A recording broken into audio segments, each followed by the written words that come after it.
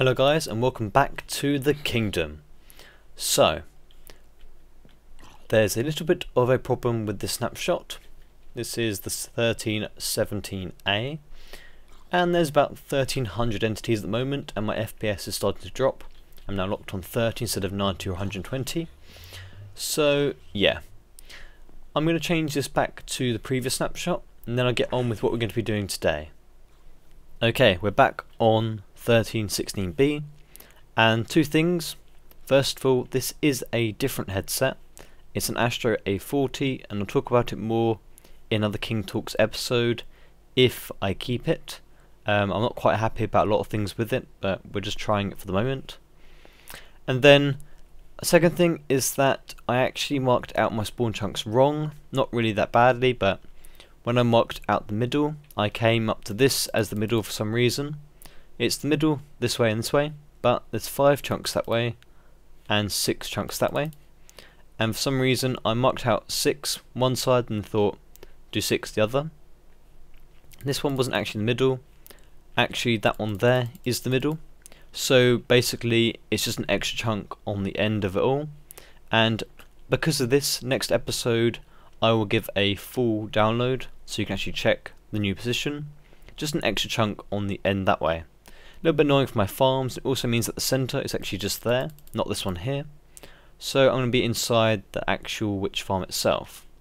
So today's plan is actually to build the whole witch farm completely, get the redstone in, get the automation going, and get some drops out. That's the whole plan. And to prepare for these things, I'll be preparing over here for the iron farm. So I've been clearing out all the area, and I'll show you what it looked like beforehand. Okay, so in a copy of the world, this is roughly where I was standing a minute ago, in the air, and you can see this landscape is definitely a little bit different already, quite a bit different. So I'll hop back, and there you go. So that took about 30 hours of my time, and I did it all exclusively with just iron tools, so it did take a very long time. But that's all done now, and I was using all the iron from the farm. The world's been running a lot, so I've actually got some iron now to do stuff with. So I'm ready to do this witch farm. Now I'm thinking of using endstone for the outside, but today we're going to focus first of all on the actual pads themselves. And to prepare for this, I have gone and dug out a nice big hole underneath it, which will be the falling platform, and also I might need to make it a little bit bigger, but for now that's what I did. And all the resources I got from digging all that out, they're in chests all down there, so I still got them. So we've got 2 pads of spawning, and I'm going to collect up some materials now, some pistons and some redstone. I'm going to go through why I decided to pick a certain design of farm. I'm going to set it up and probably only have enough redstone to set up part of it, and then have to wait to get some drops and then do some more, which means I'm going to set up the first bit for it and show you how it works, why it works, and then I'll start building the roof over it to get it nice and dark, and then we'll finish it in some time. So I'll be right back in a bit. Okay, let's start at the basics. I gathered up some stuff. So when you come to do a witch farm, you have 2 spawnable layers, one at the bottom of the actual floor, and the next one just on the roof level. And I'll link you to a witchthing.chem to show you the actual spawning spaces for that. And the overall spawning spaces are 7 wide by 9 long. They include the little front bit out. So I left the legs in there, so you got one at the back and one at the front. And it also carries on the veranda thing at the front as well.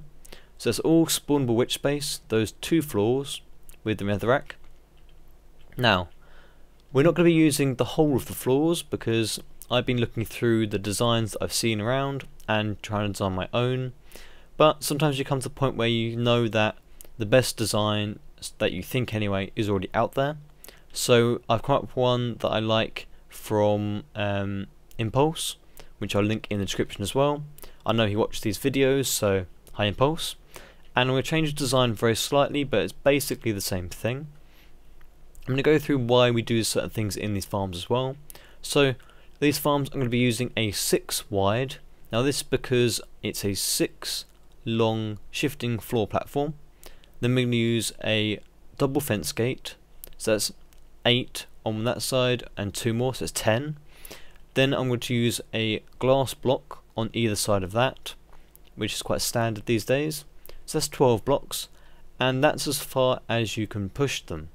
So you can't do 15 blocks, no, it doesn't work. So I'm going to first of all just mark out 6. That means I'm going to work from one side or the other. So I'm going to pick to work from that side. So that's my 6 pieces of shifting floor, like that. 1, 2, 3, 4, 6, yep. So that's going to make up the whole of the shifting floor design. And now I'm going to add on a few extra bits. So this is a bit more complicated because I've got to actually get underneath that and place these fence gates, because you can't place them on an empty thing, and open them. Now this is so that you're going to spawn other mobs in here apart from witches, so slimes, spiders. You're mostly looking at the spiders themselves. So if a spider spawns, you need to get a way of getting rid of them. Now what we're going to be doing is a shifting floor design, which is working on each individual strip, not moving the whole floor. So things like spiders won't fall through a shifting floor design. So what you need to do is find a way of getting them out. So using this, mobs will fall through them. If I can actually just get on that, actually, I'll go around here. Hang on, go around this bit maybe. So mobs can fall through this as they're open. If they're closed, then oh, I can do that actually. Yeah, okay. No, I can't. Yep.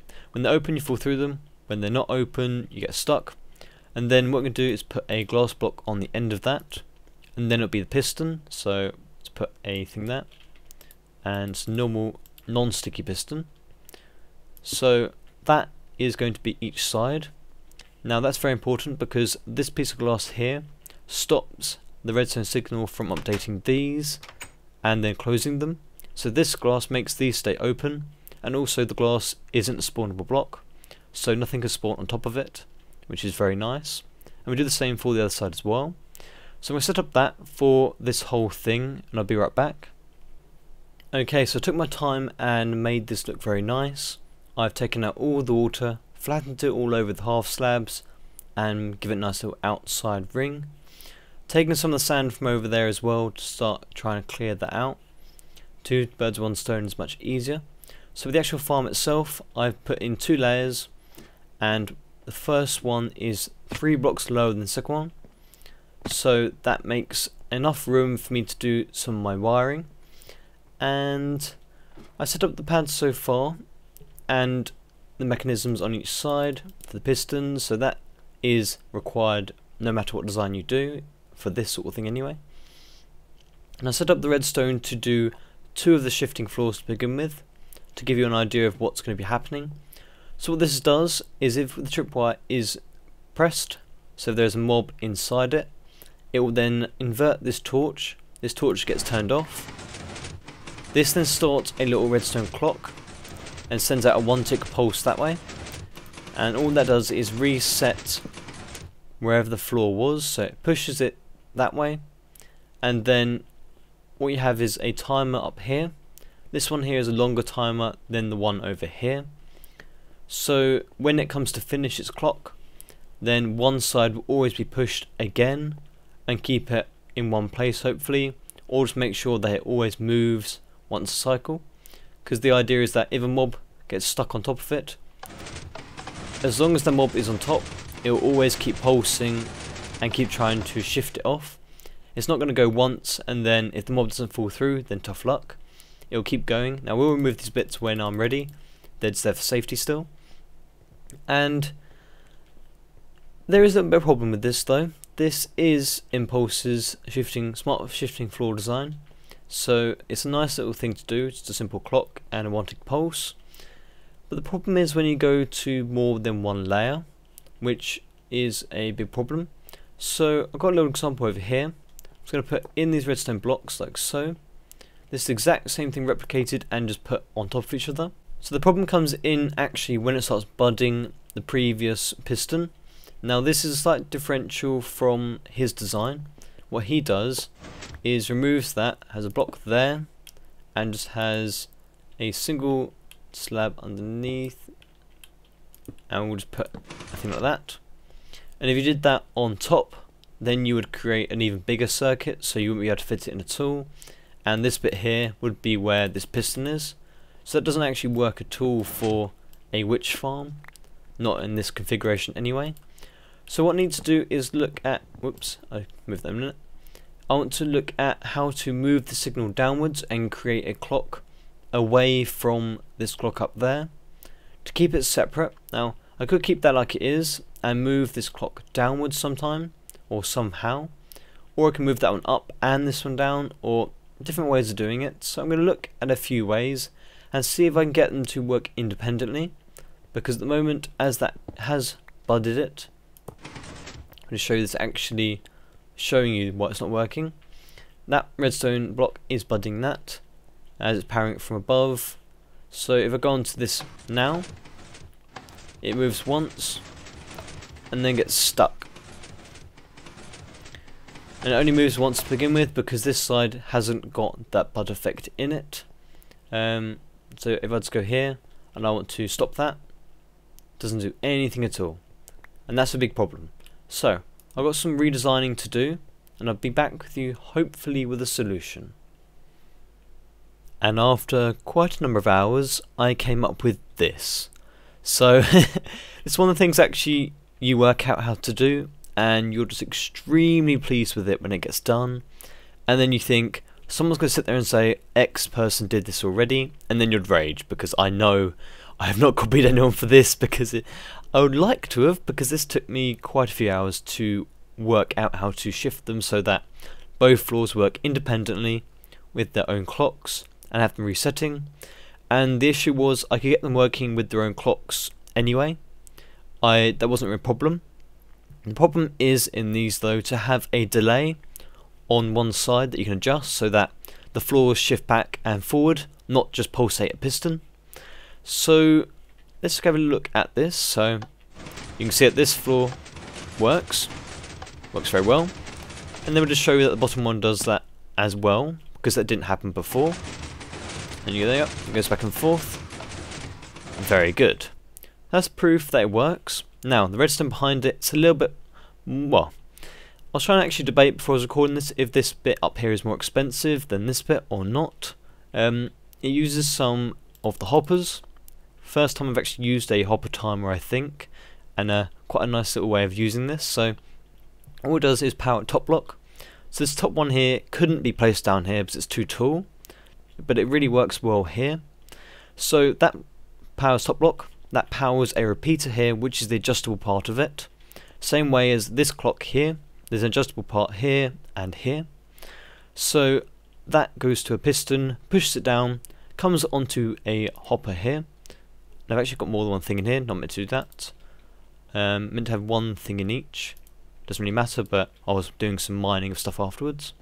So that item there goes back and forth when that piston is retracted. So if there's something on that, that piston goes up, this timer flicks back and forth, and then all I've got here is a comparator, which then looks at that item. If there's one there, then it'll pulsate the piston, and then from then on it's just the same as the lower layer anyway. There you go, it retracts that, this timer goes back and forth, pulsates this, makes one tick pulse and pushes it through. So actually if I just move that torch, you'll just see it working. All it does is push it through, but the point is this clock is on timer, so it works very well, and I'm very pleased with it. Very pleased with it. And I'll probably do a separate tutorial when I have time about the whole witch farm itself, because I think I've done really well on this, and if I just copied impulseSV completely for the whole thing, then I probably wouldn't have, but I think it's a really nice way of combining them together. And I'd like to see what the JL server came up for their one. I know they've done theirs by now.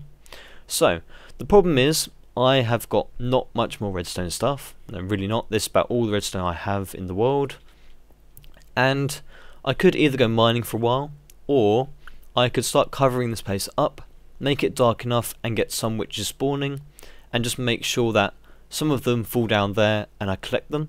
So I've got enough iron to make a whole load of hoppers, so I could do that bit down there and set up the roof, just collect some redstone and then carry on finishing the actual layers. So I want to make sure that only these ones in the front and the top front are spawnable. I'll replace the rest with blocks to just block up spawn spaces, and then I'll start clearing up the top. So I'm going to be using, I think, endstone and obsidian. I don't know how they look together, but I was thinking of some kind of barrel looking thing. So nice flat endstone walls, and then like rings where I've got here, like rings now and then of obsidian. And I might do some sort of pillar colour as well, but we can try and do different accents on them at a later date. If you get any suggestions of different colours when I finish it, I'd love to know. I'm quite happy about going back and making it look really nice afterwards. I just really need this dome bit to be covered to stop the light getting in. And then the other bit I've got to do is make sure this light from the redstone itself doesn't get to the spawning pads. Now, from this, I'm not actually sure if much light at all will get to the pads anyway. All I need to do is put a stair there, and it should be okay, but we'll test it. So back to you after I started doing a little bit of roof, and then I've covered up these, and we'll just see hopefully that a couple of witches spawn. Now, we're not expecting many witches to spawn at all because I've not cleared up any of the caves, but a lot of this is underwater, so maybe we'll get a few spawning. So I'll be back in a while.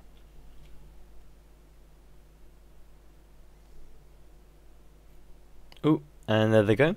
It is working, and I've added part of the roof already. I wanted, or at least I had a thought of making the top bit in some sort of looking like an eye. It hasn't really worked out how maybe I thought, but a little bit different.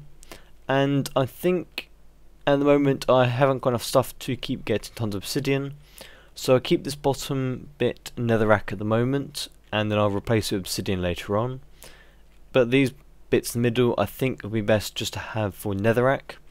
I did the sides with endstone, and not sure about them as well, but the material is quite easy to get. I don't really have the pickaxe stuff to even pick up tons of material, so it's a bit of a stuck thing on that. But the top is working out okay. I'm going to move all these layers down in the same sort of style, so it's going to be a gigantic 3D thing. And actually there's quite a lot of witches going through there, seeing as that it's only using 2 strips of the whole thing. I'm quite pleased with that, and it is getting some drops. No, it's building up a little bit. I have to AFK here a few nights and make sure the redstone comes through, and then I can finish off the pads. But the pads and the mechanism behind them are working really well. Very pleased with that. And actually I had a look at the final version that the JL server came up with for their design, and I didn't actually like their shifting floors, I have to say. They were rather large and they used tons and tons of redstone blocks. Yeah, I didn't like it, not for a single player survival anyway. So go down here and just look at this. How much have we got? We got some. See, starting to come through, starting to get some drops. And really all we need is the redstone at the moment. Glowstone would be lovely as well actually, especially for lighting up my whole area. So, as I'm going to have to wait for this quite a while to build up with materials, and it's going to be a long way doing that, what I want to be doing is finishing this up between the episodes, maybe on a King's Talks, just make sure it's all finished up, and I'll bring all of this roof down, drawing the circles, carrying them on, bringing them down, down, down, down. At the end it should look pretty good. I'm going to do a whole load more mining as well to get some more nether brick. I do think it looks very nice, and I love the contrast between the sandstone and the nether brick. So hopefully that'll look okay when it comes down to here. And then I'll just do this wraparound here with obsidian on the bottom and the top, and then get rid of these supports going up and just have that all as nether brick. It could look pretty nice. Now, the whole point of all this thing on the floor, you probably have a question about all this. All these lines on the floor and how to set everything out. So I want to make this how maybe you set out a sort of a creative world. Now I really want to go all out and have this looking like a model world. Now I said before I wanted this world to be a sort of showcase world for farms and have it nice, really done very nice. And hopefully I can get to that. And part of it is this is going to be going all the way around the whole spawn chunks, mapping it all out. You're placing this thing up here.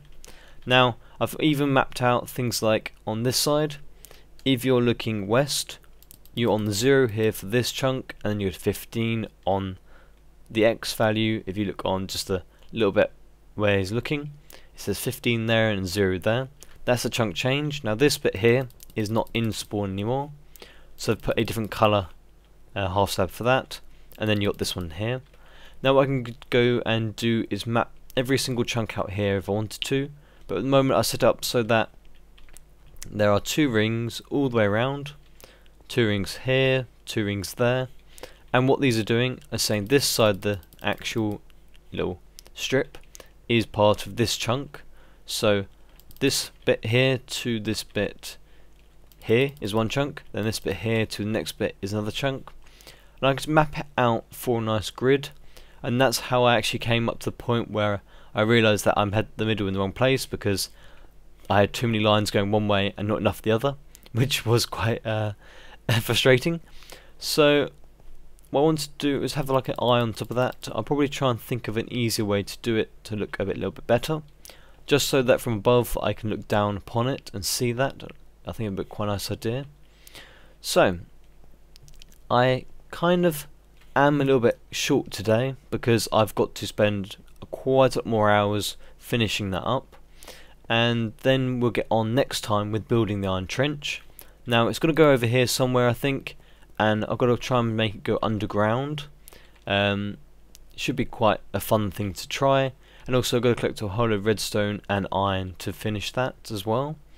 So this has to be going for a while, so a lot of grinding for me to do now, and hopefully over the next 3 or 4 episodes we will have the whole of the surface completely covered and flat. I don't know about filling in all the water yet, but all of this should be nice and flat, even all this. And then we get onto my Enderman Farm. Now for the Enderman Farm, I had a bright idea. Oh, there's actually a witch there, he just fell down. That I would record me designing the Enderman Farm. Oh, they're spawning quite a lot actually, aren't they? Oh, because that's in full dark now. Yeah, that's it. So we can see from here that they still spawn because we're outside this radius of spawning. That's awesome.